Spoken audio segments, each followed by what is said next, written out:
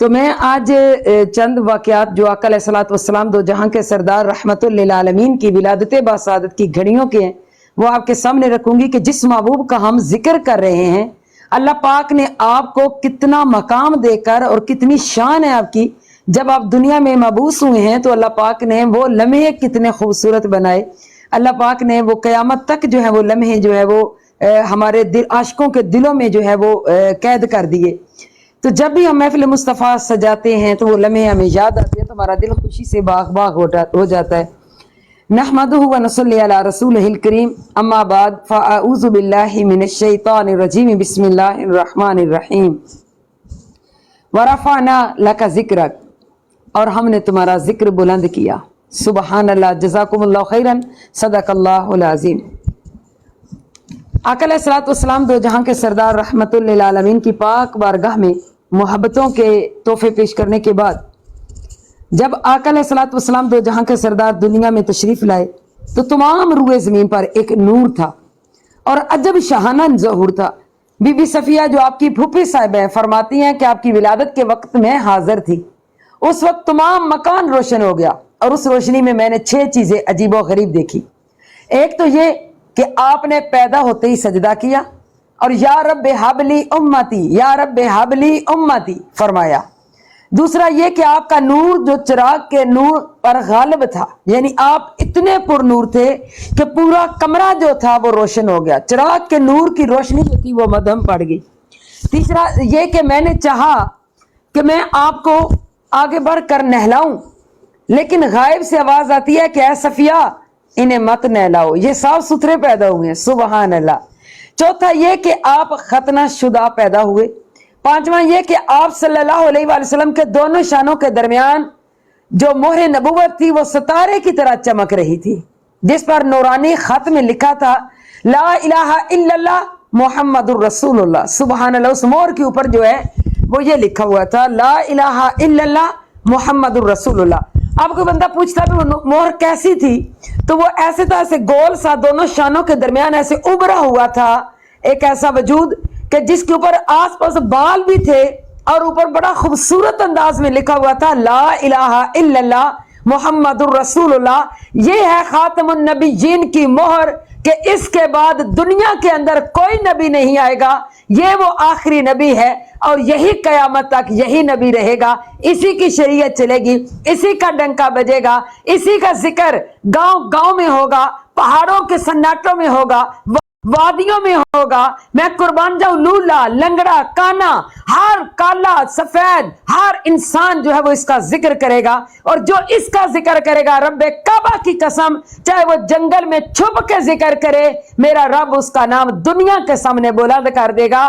کیوں کہ ورفعنا لک ذکرک، ہم نے اپنے نبی کے ذکر کو بلند کیا. اور جب کسی بلند چیز کے ساتھ انسان جڑ جاتا ہے تو رب کائنات اس کا بھی مقام بلند کرتا چلا جاتا ہے.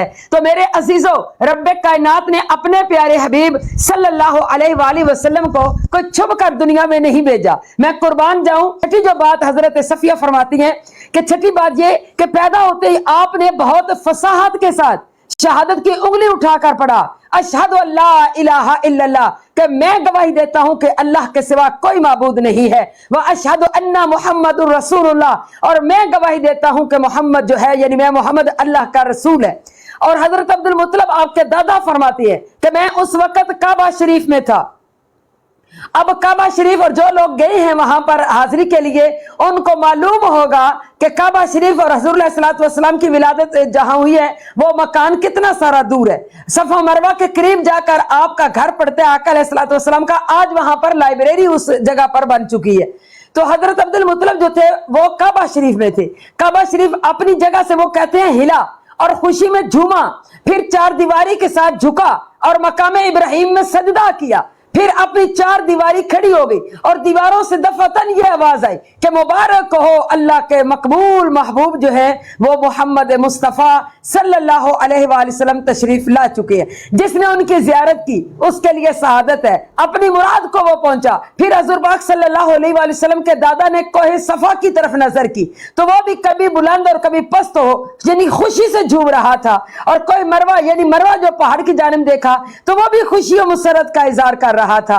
हमारे नबी पाक सल्लल्लाहु अलैहि वसल्लम की विलादत बासादत पर दरो दीवार शजरो हजर को खुशी हुई, तो हम क्यों ना महबूब का जिक्र करें और अपने दिलों को मुनव्वर करें। आपने देखा होगा, खुदा की कसम मैंने ये बात नोट करती हूँ कि जहां कहीं भी मैं महफिल में गई हूँ, जो ही हमारी जुबान पर हजूर का जिक्र सजता है, दिलों में एक इत्मीनान आ जाता है। चाहे इंसान जितना दुखी हो, जितना परेशान हो, जितना घबराया हुआ हो, लेकिन जब वो मोहम्मद मुस्तफ़ा सल्लल्लाहु अलैहि वसल्लम की जात पे दरूद पढ़ता है तो उसके दिल में एक सुकून आ जाता है। तो ये क्या चीज है? इसी वजह से कि अल्लाह पाक ने आपको इतना मकाम और अरफ आला मकाम अता करके दुनिया में भेजा है। मैं कुर्बान जाऊं कि अल्लाह पाक ने सारा सुकून इनके जिक्र में रखा है। और अल्लाह पाक ने अपने प्यारे महबूब सल्लल्लाहु अलैहि वसल्लम को जब दुनिया में मबूस किया है तो हर चीज जो है वो खुशी मना रही है। अब्दुल मुत्तलिब जो है अभी वहीं खड़े थे कि घर से एक आदमी बुलाने आते हैं, कहते हैं कि ए मक्का के सरदार मुबारक को, अल्लाह पाक ने आपका पोते से नवाजा है, ऐसी शान वाला कि जिसके नूर से मकान रोशन हो गया, खुशबू से मुअत्तर हो गया, मक्का की गली गली चमक और महक उठी है। अब्दुल मुत्तलिब ने चूंकि ये मक्का में देख चुके थे, यानी जो काबा शरीफ झुका था, कोई सफा का जिक्र जो उन्होंने देखा वो भी देख चुके थे, तो वो मजीद खुश हुए और घर तशरीफ लाए। हजरत आमना से दरियाफ्त किया, क्या ये बात दुरुस्त है? तो उन्होंने कहा कि हाँ। अब्दुल मुत्तलिब ने बाकमाल खुशी नबी मोहम्मद मुस्तफ़ा सल्लल्लाहु अलैहि वसल्लम को देखना चाहा कि मैं जाकर अपने यतीम पोते को देखूं। तो हजरत आमना ने कहा अभी आपको देखने की इजाजत नहीं है। अब्दुल मुत्तलिब नाराज हुए तो हजरत आमना ने फिर उनको इजाजत दे दी।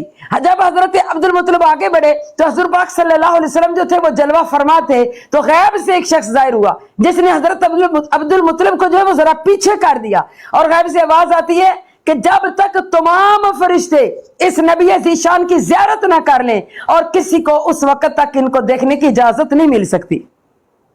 सुबहान अल्लाह, सुबहान अल्लाह। जब आप दुनिया में तशरीफ लाती हैं तो आपकी पैदाइश के वक्त तमाम बुत जो थे काबे के अंदर, जैसे काबा जो झूमा है तो झूमने का मकसद क्या था कि उसके अंदर जो बुत थे वो सारे के सारे मुंह के बल गिर गए कि अब जो है रब्बे कायनात की वहदानियत का अलम बुलंद होगा। जो तुमने झूठी जिंदगी गुजारनी थी गुजार ली, अब झूठ खत्म। जा अल हक व ज़हक़ल बातिल इन्नल बातिल काना ज़हूका। अब जो है वो झूठ खत्म हो गया और हक और सच को आबाद करने वाला दुनिया में तशरीफ ला चुका है। तो मेरे अजीजों, मेरे आका अलैहिस्सलातु वस्सलाम दो जहां के सरदार, कि मैं खुदा की कसम सारा दिन भी अगर उनकी विलादत बासादत की इन लम्हात का जिक्र करती रहूं तो हमारा दिन खत्म हो जाए, लेकिन महबूब के ये मौजज़ात कभी खत्म ना हो। तो इसके अलावा आगे चलते हैं कि आप अलैहिस्सलातु वस्सलाम दो जहां के सरदार के ये आने की खुशियां क्यों मनाई जा रही हैं? इस वजह से कि एक जमाने के अंदर इनकलाब बर्पा होने वाला है, एक सोच बदलने वाली है, ऐसा झूठ खत्म होने वाला है जिसने अपनी जड़ें जमा रखी थी। इंसानियत को मकाम मिलने वाला है, यतीमों का जो है वो एक मकाम सामने आने वाला है, माओ बहनों बेटियों की अजमत को बताने वाला आ गया है। तो मैं कुर्बान जाऊं मेरे अजीजों, हर एक को एक मकाम मिलने वाला है जिसकी वजह से अल्लाह पाक ने ये दुनिया के अंदर अपना महबूब भेजकर ऐसा यानी कि चमक और दमक के साथ ऐसा अंदाज जो है वो आबाद कर दिया है कि हर जुबान पर जो है वो सल्ले अला के तराने हैं। तो मेरे अजीजों, आका अलैहिस्सलातु वस्सलाम दो जहां के सरदार रहमतुल लिल आलमीन ने वाकई थोड़े से अरसे के अंदर ऐसा इनकलाब बर्पा कर दिया कि जमाने के अंदर ऐसा इनकलाब आया कि जिनको हक और बातिल की तमीज नहीं थी उनके अंदर फर्क महसूस हुआ, जिनको हलाल और हराम के अंदर तमीज नहीं थी उनको जो है वो अल्लाह आका अलैहिस्सलातु वस्सलाम ने आकर उनकी जो है वो तस्हीह फरमाई। और आका अलैहिस्सलातु वस्सलाम ने इस इंसान को जो पत्थर के आगे झुका पड़ा था, जो सूरज के आगे, जो शजर के आगे झुका पड़ा था, इसकी जबीन को उठाकर एक वाहिद खुदा कायनात के खालिक की पाक बारगाह में उसकी जबीन को झुकाया कि तेरी जबीन यहां झुकने के काबिल है। और ये वो ला इलाहा इल्लल्लाह वो वहदहु ला शरीक रब है कि जो इस काबिल है किसके सामने तेरी जबीन झुक जाए। تو میرے عزیزوں اخلاق ملتا ہے, سخاوت ملتی ہے, شرم و حیا ملتا ہے, ایک پاکیزہ زندگی کا تصور دیا جاتا ہے, ہمسایوں کے حقوق بتائے جاتے ہیں, والدین کے مقام کا بتایا جاتا ہے. تو میں کون کون سا ذکر کروں؟ آج بھی میرے آقا علیہ الصلوۃ والسلام کا یہ معجزہ جو قرآن مجید کی صورت میں ہمارے پاس موجود ہے, دنیا کا کوئی بھی ایسا مسئلہ جو ہم جس کے اندر ہم جو ہے وہ اٹک جائے تو یہ قرآن آج بھی ہمارے سامنے موجود ہے, ہم اس قرآن پاک سے مستفید ہو سکتے ہیں. میرے آقا علیہ الصلوۃ والسلام کے جب اس بابرکت کلام کو ہم سنتے ہیں, پڑھتے ہیں, تو ہمیں ایسے محسوس ہوتا ہے ہم اسی دور میں چلے گئے. ایسے لگتا ہے کہ جیسے ہماری آنکھوں کے سامنے ہمارا محبوب ہے, ایسے رب کی شان نکھر کے سامنے آتی ہے, محبوب کی شان نکھر کے سامنے آتی ہے, ہمارا دل باغ باغ ہو جاتا ہے. تو کوئی بھی آج بندہ مایوس ہے آج کے اس دور کے حالات کو دیکھ کر, تو خدا را میں اس سے ریکویسٹ کرتی ہوں کہ آؤ, آج بھی وقت ہے ہمارے پاس کہ ہم وضو کریں, ہم اپنے رب کے پاک کلام کو پڑھیں, اپنے رب کے ساتھ بات کریں, اپنے محبوب کی شان کو دیکھیں. ہم لاوارث نہیں ہیں کہ ہمیں غم آ کر جو ہمارا وجود کھانا چاہے وہ کھا جائیں. نہ, اپنے غم کو بتائیے کہ میرا رب بہت بڑا ہے, اپنے دکھوں کو بتائیے کہ میرا محبوب میرا وارث ہے. کیونکہ میرے آقا علیہ الصلوۃ والسلام دو جہاں کے سردار کی ایک حدیث بیان کرنے کے بعد میں اجازت چاہوں گی. میرے آقا علیہ الصلوۃ والسلام نے فرمایا کہ جب دنیا میں سے کوئی شخص دنیا سے رخصت ہوتا ہے, اگر اس پر کوئی قرض ہے تو وہ مجھ سے آ کر لے لے, لیکن اگر اس کی کوئی جائیداد ہے تو اس کے وارثوں میں تقسیم کر دی جائے. ہے کوئی اتنی محبت کرنے والا جو اعلان کر دے کہ اس نے کسی کا قرض دینا ہے تو وہ محمد مصطفیٰ سے آ کر وصول کرے, اس کا قرض محمد مصطفیٰ آمنہ کے لال کائنات کے تاجدار رحمت للعالمین ادا کریں گے. اگر وہ کوئی وراثت چھوڑ کے جا رہے ہیں تو وہ اس کے لواحقین میں تقسیم کی جائے. ہے کوئی اتنی محبت کرنے والا؟ ذرا سوچو میرے عزیزوں, ذرا سوچو, جس کے لیے ہم اپنا تن من دھن سب قربان کرنے کے لیے تیار ہوتے ہیں, وہ شان ہی اتنی رکھتا ہے, وہ مقام ہی اتنا رکھتا ہے. وقت کی نزاکت کو مد نظر رکھتے ہوئے میں اجازت کی طلبگار ہوں. اللہ پاک اپنے پیارے حبیب کا صدقہ کہ ہمیں اپنے پیارے محبوب صلی اللہ علیہ وآلہ وسلم کی سیرت پاک کا مطالعہ کرنے کی اور اس پر عمل کرنے کی توفیق عطا فرمائے. آمین ثم آمین. وما علیہ الا البلاغ المبین.